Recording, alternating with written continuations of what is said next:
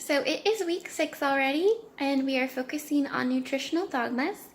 I'm gonna look at the vegan diet. I have a personal experience with that. I was vegan for 6 months, and I got a lot of criticism, especially from family, who thought that a proper diet needs to have animal meat. They're all big into eating meat. I'd say like 90% of my family. So my food was like called hippie food, and it was just kind of like this constant like criticism that I was trying that out. So I like the fact that we're talking about that diet is individualized. So with a vegan diet, I think there's also this tendency to go down different paths, whether it's really focusing on whole foods and a plant-based diet, or maybe just not eating animal protein but still eating processed foods or really heavy on carbs. So I have 2 recipes that I want to share today that kind of disprove some of the negative dogmas of being vegan. Like the vegan bread I want to make today is really good, but a lot of people have a negative opinion about just baked goods that are vegan or gluten-free. So that's the one I wanted to do. And then I'm also going to make a creamy carrot ginger soup, but I'm using a non-dairy ingredient instead of using like half and half for milk to make a soup creamy. So just kind of proving that soups can still be creamy and delicious without having to use animal products. So yeah, I will go ahead and get started. I'm going to make the bread first because I'm going to use my bread maker, and so it's going to be a couple hours in there. So I will get started.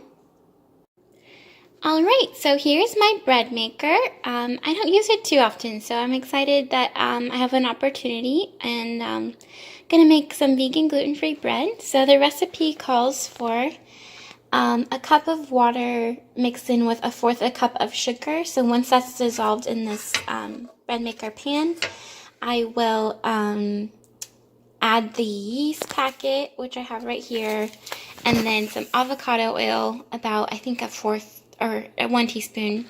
And then while that's sitting for a couple minutes and the yeast is creating that yummy bubbly flavor for the bread, I get I think 1/2 cup of milk. I gotta check the recipe again. But just a non-dairy milk, and then a little bit of apple cider vinegar mixed in a bowl, and that'll sit. And then from there we'll combine the two, and then we'll add our dry ingredients. So I have let my yeast sit for a bit in the sugar water, and it looks like it is working. The CO2, the waste product from the metabolism, that's what's gonna make the dough rise, and you can see the bubbles in there and you can smell it. And then here's the almond milk and apple cider vinegar that's kind of made this weird consistency. So anyways, I have all the rest of my ingredients set out here as well. Sorry, it's a little blurry. So this is my flax seed. I freshly ground it. I don't like to buy pre-ground. I've heard that it's actually rancid. So that is gonna go into this milk mixture next. So I'll do that, and then I'll go over everything and try and make the lighting a little bit better too. Okay, so here's the milk, ground flaxseed, and apple cider vinegar, and I'm just gonna pour it into the yeast mixture now. And then I will stir that up, and then I will add everything else, so I'll go through that right now. So this is just a little bit of salt, a teaspoon, a tablespoon of xanthan gum, some cornstarch, and then the flours I'm using is a garbanzo bean. I think that's 1/2 cup, and then the other 2, oat flour and brown rice, are each 1 cup. So I will go ahead and mix this up, and then put everything, all of the dry ingredients in there as well. And my bread maker is super cool. It actually mixes it even more for me and then cooks it. I think this recipe takes about 2.5 hours to bake. So yeah, I gotta get started on it so then I can make the soup a little bit later. So my bread is about 1.5 hours away. So I was gonna start making my carrot soup. So some of the ingredients, there's 12 or 13 carrots. I still have to chop all of those up. It's gonna take some time. A whole thing of red onion, I think 2 or 3 cloves of garlic, about 2 teaspoons of ginger, some freshly cut basil, coconut milk, a little bit of red curry paste, some lime juice, and then some broth. So the first step is to saute the onion, ginger, and garlic, and then I'll add the curry to that, and then add the broth and carrots, and it's gonna sit in that for like I think 30 minutes or so, and get all the flavors going. So I will go ahead and do that now.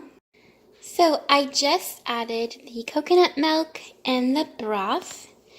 So I'm gonna add all of the carrots now, but I also forgot, after the carrots have been cooked in the broth for about 30 minutes, I will emulsify it, or blend it, and then I also add peanut butter, or any kind of almond butter, but I forgot to put that out there. So for now, I'm gonna pour the carrots in, which I can do right now, and then I will let this simmer for about 30 minutes, and we'll go from there.